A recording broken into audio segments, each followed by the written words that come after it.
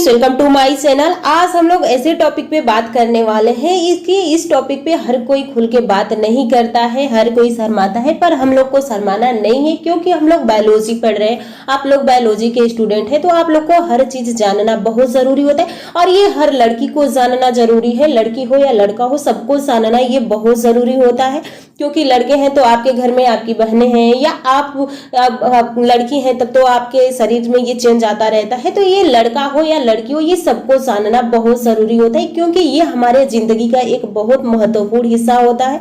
तो चलिए आज हम लोग बात करने वाले हैं लड़कियों में पीरियड्स क्यों आते हैं। तो ये पीरियड्स आने के कारण क्या है, पीरियड्स में इतने ब्लड क्यों आते हैं।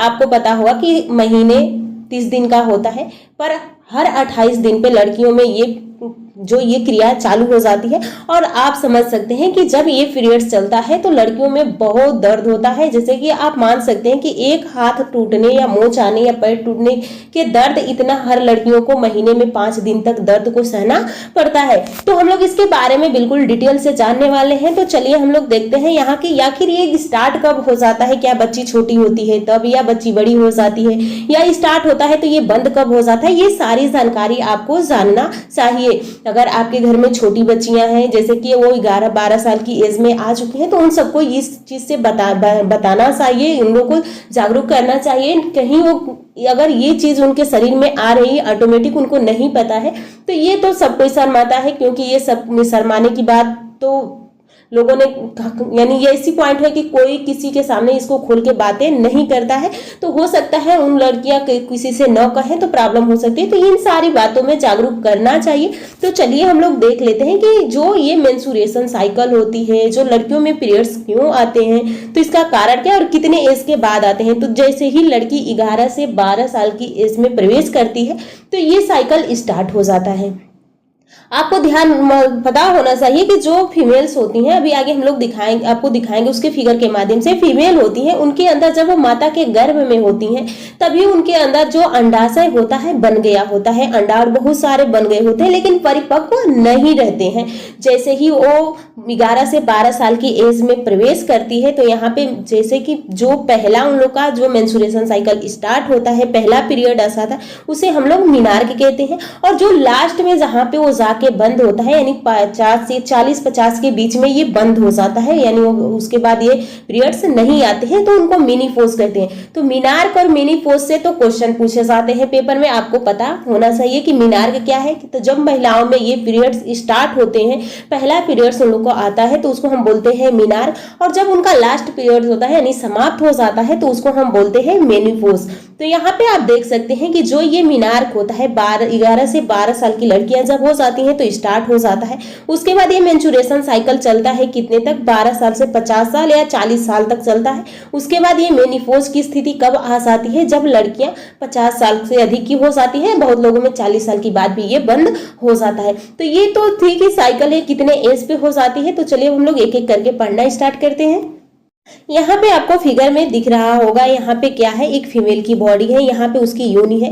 यहाँ पे आप देख सकते हैं ये 2 अंडाशय है यानी ये ओवरी है, इसमें अंडाणुओं का निर्माण होता है, इसको हम बोलते हैं फैलोपियन ट्यूब बोलते हैं। ये क्या है, यूट्रस यानी गर्भाशय है, इसी में बच्चे का रोपण यानी बच्चा स्थापित होता है, इसी में बच्चे का परिपक्व यानी जब तक बच्चा 9 महीने तक नहीं हो जाता है तो इसी थैले में बंद रहता है, ये योनि होता है। और आगे देखिए इसमें ये फिगर आप लोग देख लीजिए ध्यान से, ये फीमेल का योनि है, इसको हमने बाहर निकाला गया है और यहाँ पे आपको समझाया जाएगा कि क्या क्या किस तरह से होता है। तो ओवरी में आपको पता होना चाहिए कि 2 ओवरी है, पर इस ओवरी में एक महीने में इसमें अंडाणु बनता है तो दूसरे महीने में इसमें अंडाणु बनता है और एक ही अंडाणु बनता है। उसके बाद ये अंडाणु बनने के बाद परिपक्व होकर फैलोपियन ट्यूब में आता है। तो यहाँ पे आप समझ सकते हैं, देखिए यहाँ पे हमने क्या किया, एक 2 अंडाणु है, एक इधर है एक इधर, ये अंगुरीनुमा संरचना है, ये एक फैलोपियन ट्यूब है। और उसके बाद ये योनि है यानी ये गर्भाशय है, ये एक परत होती है, एक इंडोफरत यानी जो बीज की परत होती है। तो यहाँ पे एक अंडाणु का निर्माण हुआ, ये अंडाणु परिपक्व होकर फैलोपियन ट्यूब में आया और जैसे ही ये फैलोपियन ट्यूब में आता है तो अब ये स्पर्म का वेट करता है कि जैसे ही स्पर्म आएगा तो ये फर्टिलाइजेशन यानी निषेचन करेगा। उसके बाद जैसे ही एक स्त्री और पुरुष जैसे मैथुन करते हैं, संभोग करते हैं, तो इस माध्यम से क्या जाता है, स्पर्म जाता है और ये स्पर्म यहाँ पे जाके पहुंच जाएगा और इसको फर्टिलाइज कर देगा यानी निषेचन कर देगा।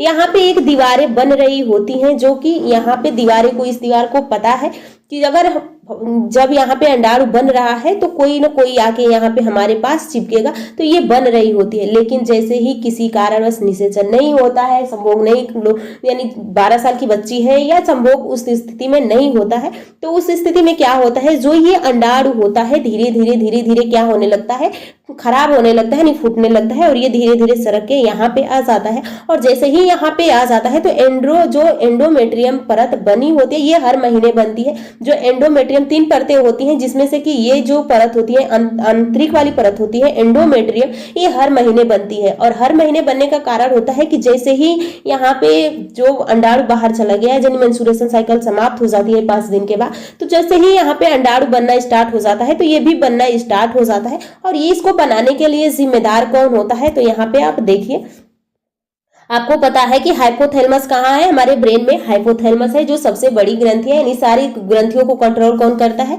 हाइपोथैलेमस करता है। हाइपोथैलेमस से एक हार्मोन निकलता है जिसे गोनोडोट्रोपिक रिलीजिंग हार्मोन बोलते हैं। ये हार्मोन आके पीयूष ग्रंथि पे कार्य करता है। पीयूष ग्रंथि यानी पिट्यूटरी ग्रंथि सभी ग्रंथियों को कंट्रोल करने वाली होती है, लेकिन पीयूष ग्रंथि को भी कंट्रोल कौन करता है, हाइपोथैलेमस करता है।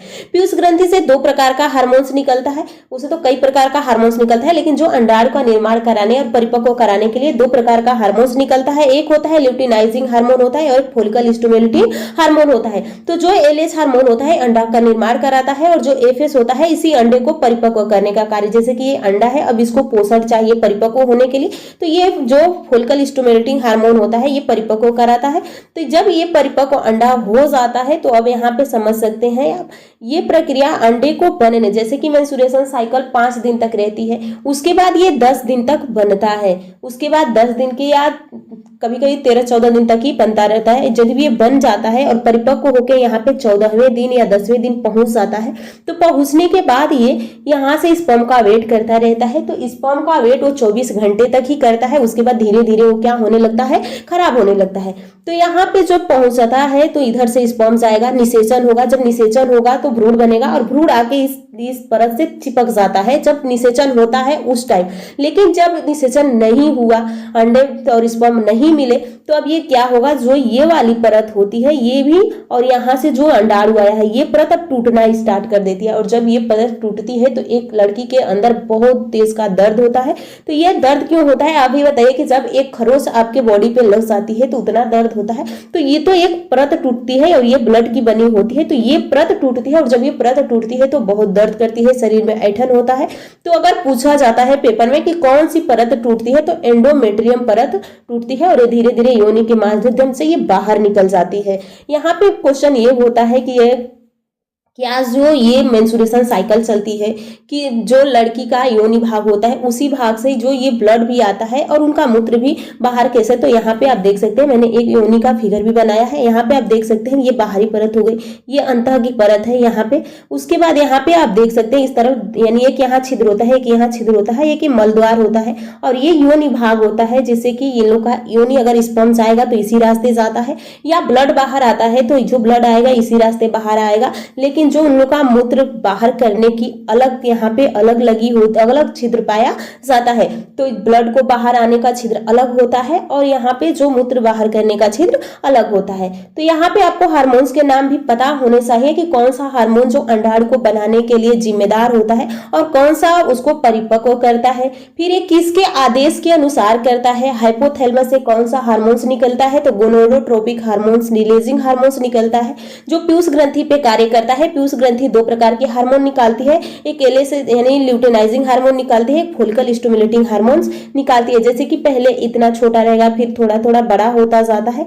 7 दिन तक तो ये प्रक्रिया चलती रहती है। उसके बाद ये जब फैलोपियन ट्यूब से यानी अंडार से फैलोपियन ट्यूब में पहुंचता है तो स्पर्म का वेट करता है, तो 24 घंटे तक उसका वेट करता है। जब स्पर्म नहीं पाता है तो अब ये धीरे धीरे खुद को खराब करना स्टार्ट कर देता है। यहाँ पे आप देख सकते हैं कि यहाँ पे 1 से 10 दिन तक क्या होता है, बनता है। 11 से 17 दिन फैलोपियन ट्यूब में रहता है। तो 11 से यानी जैसे कि किसी का 1 से 10, जैसे किसी का मेंस्ट्रुएशन साइकिल आया वो पहली तारीख को समाप्त हो गया, यानी उसका 5 दिन पहली तारीख को समाप्त हो गया। उसके बाद 10 दिन तक ये क्या होगा, अंडाणु अंडाशय के अंदर बनेगा। अब ये परिपक्व हो जाएगा। उसके बाद 11वें दिन से ये चला आएगा फैलोपियन ट्यूब में, और फैलोपियन ट्यूब में आएगा तो 3-4 दिन वहां तक रह सकता है। उसके बाद ये 18 से 28 दिन धीरे धीरे ये नष्ट होना स्टार्ट करेगा, और ये फिर धीरे धीरे चला आएगा गर्भाशय में। गर्भाशय में एंडोमेट्रियम की परतें होती हैं, उन परतों के साथ ये टूटता है, परत टूटती है, ब्लड आता है, उसके साथ ये बाहर चला आता है। एक स्त्री में पूरे जीवन काल में 400 से 800 अंडाणु बनते हैं, यानी परिपक्व होते हैं। हर महीने एक एक अंडाणु बनते हैं। ये भी ध्यान रखिएगा कि जो ये फैलोपियन, यहाँ पे आपको 2 अंडाशय दिख रहा है, तो एक अंडाशय में अगर एक महीने में इसमें बन गया, एक महीने में इसमें अंडाणु बन गया है, तो दूसरे महीने में इसमें बनेगा, फिर तीसरे महीने, यानी इससे चलता रहेगा एकांतर करके। एक बार इसमें बनेगा तो एक बार इसमें बनेगा।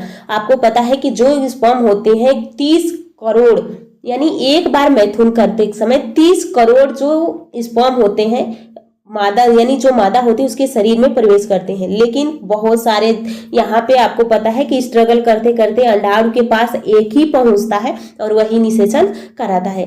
तो जब ये निषेचन ज्यादा संभावना कब रहती है, जब ये यानी 10 दिन तक ये बन गए होते हैं। उसके बाद ये जब बाहर फैलोपियन ट्यूब में चले आते हो तो उस टाइम ज्यादा संभावना रहती है कि निषेचन, यानी जो मादा है गर्भवती हो सकती है। जब उतने दिन में ये परिपक्व हो गया है, फैलोपियन ट्यूब में पहुंच गया है, तो अगर स्पर्म चला गया तो ये निषेचन कर देगा। आगे यहाँ पे आप देख सकते हैं, ये भी ध्यान दीजिएगा कि कौन सी परत टूटती है, तो एंडोमेट्रियम, यानी 3 परतें होती हैं, लेकिन इनमें से मेन कौन सी है, एंडोमेट्रियम परत ही टूटती है। और ये एंडोमेट्रियम जो परत होती है, इसको बनाने के लिए आप लोगों ने, इस परत को बनाने के लिए बहुत सारे हार्मोन्स जो स्रावित होती हैं और इस परत को बनाती है, और ये परत हर महीने बनता रहता है और टूटता रहता है। यहाँ पे आप देख सकते हैं कि यहाँ पे आपसे पूछ लिया जाए कि पूरे जीवन में कितने अंडाणु बन सकते हैं, कौन सी ग्रंथियां इस पे कार्य करने लगती है। तो उम्मीद करती हूँ कि ये सारे पॉइंट आपको समझ में आ गए होंगे। अब कुछ मिथ्य भी हैं, जैसे कि लोग कहते हैं, देहात में तो अक्सर कहा जाता है कि लड़कियों को आचार, वैसी स्थिति में लड़कियों को आचार नहीं छूना चाहिए, कुछ अच्छे कार्य नहीं करना चाहिए, पर ऐसा कुछ नहीं है। बस हाँ, ये है कि अपने शरीर का साफ सफाई से रखिए। उस टाइम बहुत ध्यान रखना चाहिए अपने शरीर को स्वस्थ रखने के लिए, या साफ सफाई से बहुत अच्छी से रहना चाहिए। ऐसा नहीं है कि आप अचार छू देंगे तो अचार खराब हो जाएगा, इससे उसका कोई संबंध नहीं है, दूर दूर तक कोई संबंध नहीं है।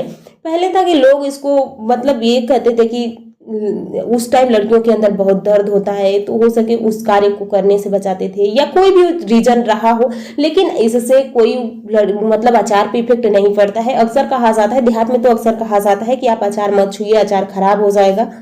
ये ऐसा है ना कि हर कोई खोल के इस पे बातें नहीं करता है। लड़का हो या आप लड़की हो, कोई भी हो, बहुत अच्छे से आपको इन सारे चीज़ों के बारे में पता होना चाहिए। लड़के हैं तो आपके घर में भी फीमेल्स हैं, या लड़की हैं तब तो आपके ये बॉडी में ही चेंजिंग हो रहा है, तो इसमें कोई शर्माने की बात नहीं है। तो आपको जानकारी होनी चाहिए इन सब बातों की। तो उम्मीद करती हूँ ये वीडियो आपको पसंद आई होगी। अगली वीडियो में हम लोगों ने स्पर्म के बारे में पढ़ा था कि स्पर्म